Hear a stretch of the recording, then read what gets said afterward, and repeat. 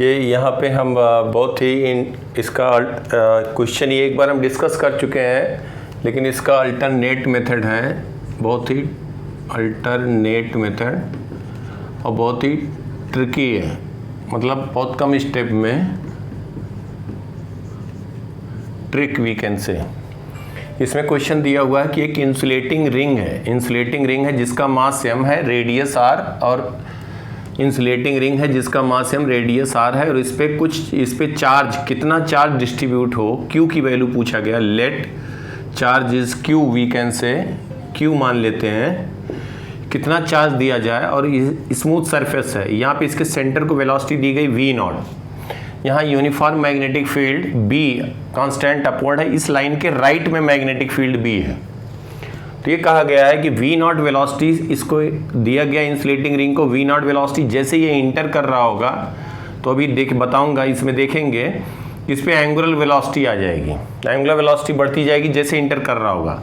और ये कहा जा रहा है कि इसकी V0 की वैल्यू कम होती जाएगी, और लास्ट में देखेंगे तो मैं भी रीजन भी बता देता हूँ V0 वेलोसिटी कम क्यों होगी, और ओमेगा यहाँ पे इंक्रीज करेगा। तो ये कहा गया जैसे ये रिंग कंप्लीटली इंटर कर जाए, कंप्लीटली इंटर कर जाए inside magnetic field, it start rolling motion. ये पूछा गया तो कितना चार्ज इस पे दें, इंसुलेटिंग रिंग पे कितना चार्ज दें कि इसको V0 वेलोसिटी से, अगर इसके सेंटर ऑफ मास को V0 वेलोसिटी दिया गया, जैसे ही ये इंटर कर रहा है तो ओमेगा कुछ इंक्रीज कर रहा है, V0 कम हो रहा है। लास्ट में बताऊंगा कि V0 कम क्यों होगा, बाकी आप लोग भी सोच सकते हैं क्यों कम होगा, और ओमेगा कौन इंक्रीज करेगा। तो जैसे ये कंप्लीटली इंटर कर जाए तो ये रोलिंग मोशन स्टार्ट कर जाए, ये क्वेश्चन में पूछा गया।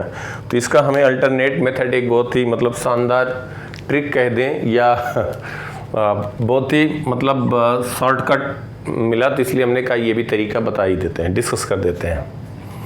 तो यहाँ पे देखिए हमने मान लिया Q चार्ज इस पे दिया गया, तो चार्ज पर यूनिट लेंथ हो जाएगा Q/2πr, charge per unit length हो जाएगा Q/2πr lambda.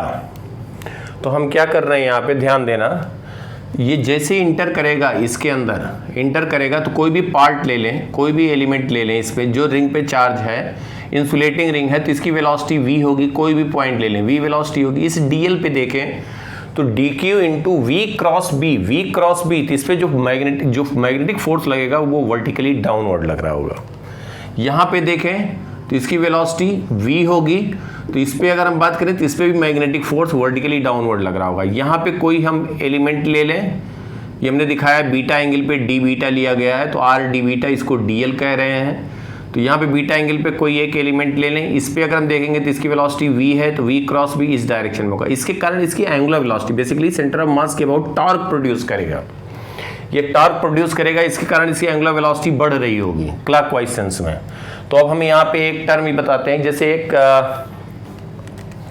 E non conservative या इंड्यूस्ड इलेक्ट्रिक फील्ड पड़ा होगा, इसको नॉन कूलम्बिक भी कहते हैं। E कंजर्वेटिव होता है, E एक्सट्रानियस इलेक्ट्रिक फील्ड भी होता है, एक्सट्रानियस।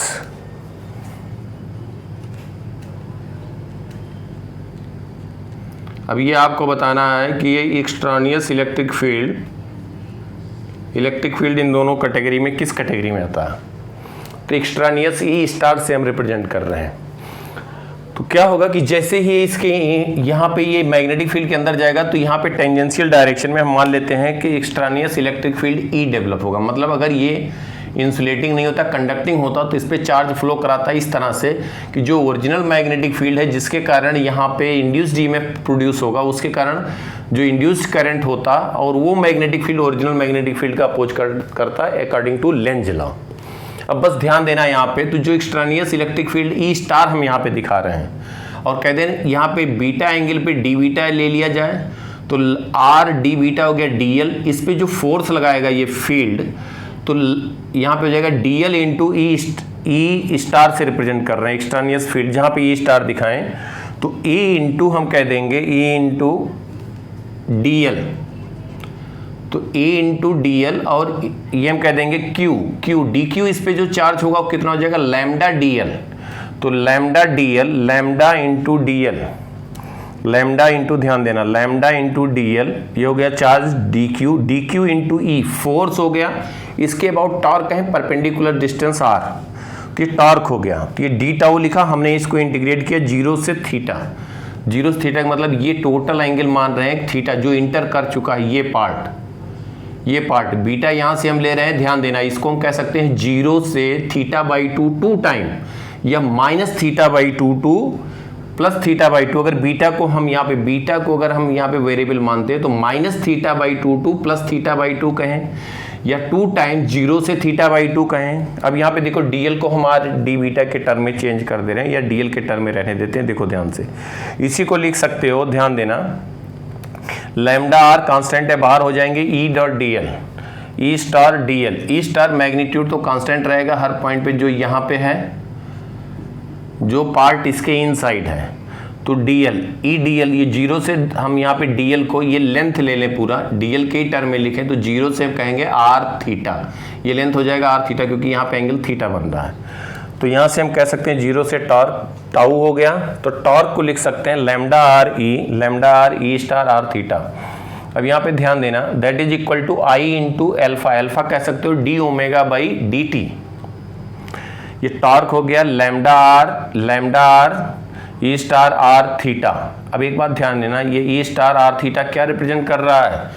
एक्सट्रानियस electric field into this length, that is induced EMF that can be written as d phi by D t, वही लिख दिया गया, is equal to I into alpha d omega by D T.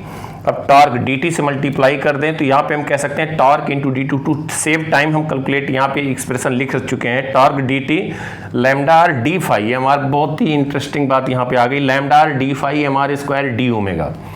इसका मतलब हुआ कि हम कह सकते हैं this is angular impulse, basically angular impulse is lambda r d phi, change in flux is equal to I into delta omega. We can write here lambda r d delta phi is equal to m r square delta omega. मतलब just ये जब touch कर रहा है और जब इसके अंदर इनसाइड कंप्लीटली आ चुका है रिंग, वो दोनों कंडीशन को हम बात करें तो लैम्डा आर फ्लक्स हो जाएगा b into pi r square m r square into omega, omega final जब ये इसके इनसाइड कंप्लीटली रिंग आ जाएगा तो हम मान लेते हैं कि एंगुलर वेलोसिटी ओमेगा हो गई और सेंटर की वेलोसिटी हो गई v, तो that v should be equal to omega into r for rolling motion. अब यहाँ पे हमने लिख दिया, तो ये जो लैम्डा पाई लैम्डा आर, इसको 2 से मल्टीप्लाई किया, 2 से डिवाइड किया, इसलिए 2 pi R into lambda is charge on ring आ जाएगा। देखो 2 pi R lambda is Q, तो क्यू लिखेंगे 2 पाई आर इंटू लैम्डा, तो हम पाई लैम्डा आर था तो इसको 2 से मल्टीप्लाई किया, एम ओमेगा, फाइनल ओमेगा हमने लिखा। कब ओमेगा लिख रहे हैं? जब ये कंप्लीटली इनसाइड आ जाएगा, और उसके पहले का ओमेगा 0 था, तो चेंज इन एंगुलर वेलोसिटी, तो ओमेगा यहाँ पे एम ओमेगा लिख दिया, तो क्यू की वैल्यू आ गई 2 एम ओमेगा बाई बी। अब ध्यान दीजिए, यहाँ पे कहीं पे भी ऑल सरफेसेस आर, ये सरफेस है स्मूथ, कहीं पे भी एनर्जी लॉस नहीं हो रही है। एनर्जी, इसका मतलब एनर्जी कंजर्व रहेगा, तो हम इसके जस्ट इंटर करने के पहले इसकी काइनेटिक एनर्जी लिख दिया, सेंटर ऑफ मास को वी नॉट वेलोसिटी दिया गया, एंगुलर वेलोसिटी 0 था। जब ये रोलिंग स्टार्ट कर दिया, जैसे ही कंप्लीटली इनसाइड गया, तो half m v square plus half I omega square, तो ये रिंग के लिए हाफ आई ओमेगा स्क्वायर लिख दिया। तो ओमेगा क्या होगा at the when rolling will start, तो v can be written as omega r, तो ओमेगा स्क्वायर की जगह v square by r square, तो v आ गया v not by root 2 for rolling motion, तो ओमेगा को लिख सकते हैं v not by v by r, v not by root 2 r. यहाँ पे ओमेगा की वैल्यू रख दे v not by root 2 are, तो q की वैल्यू आ गई चार्ज ऑन रिंग रिक्वायर्ड। अब इसी में अगर हम, ये बात हो गई, ये आ गया, मतलब जब तक इसमें हम इसमें मेन पॉइंट जो हम बताना चाह रहे थे, alternate method that was this one, कि हम कहें angular impulse is equal to lambda r delta phi is equal to I into delta omega, तो ओमेगा इनिशियल 0 था। अब इसी में चेंज करके, ये तो हो गया आंसर, यही पूछा गया था।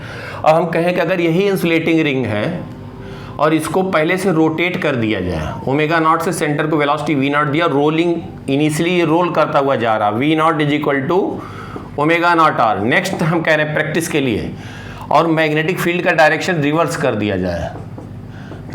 दिया जाए, मतलब magnetic field perpendicular inward direction कर दिया जाए। तो what is the magnitude of magnetic field, what is the magnitude of magnetic field such that when ring will completely enter inside magnetic field it will start pure translatory motion, it will start pure translatory motion, मतलब angular velocity omega not zero हो जाए जैसे ये completely enter करे। What is the value of B, तो ये हम homework में रख रहे हैं, प्रैक्टिस के लिए कॉन्सेप्ट यही यूज होगा।